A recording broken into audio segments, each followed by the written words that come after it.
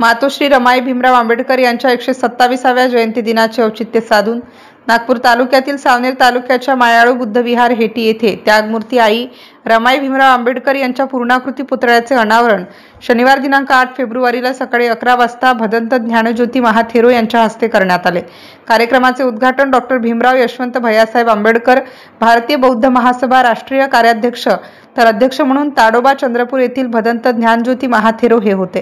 तर प्रमुख पाहुणे म्हणून इंजिनियर पद्माकर गणवीर, राष्ट्रीय संघटक भारतीय बौद्ध महासभा भीमराव फुसे, विदर्भ सचिव भंते कल्याण मित्र रामटेक, भंते दीपरत्न हेटी आदींची प्रमुख उपस्थिती होती। कार्यक्रमाची सुरुवात बुद्ध वंदनेने करून माता रमाईच्या पुतळ्याचे मान्यवरांच्या हस्ते अनावरण करण्यात आले। बुद्धविहार कमिटीच्या वतीने डॉक्टर भीमराव यशवंत आंबेडकर यांचा संविधान व पंचशील ध्वज देऊन सत्कार करण्यात आला। MCN न्यूज मराठी करिता किशोर गणवीर, सावनेर।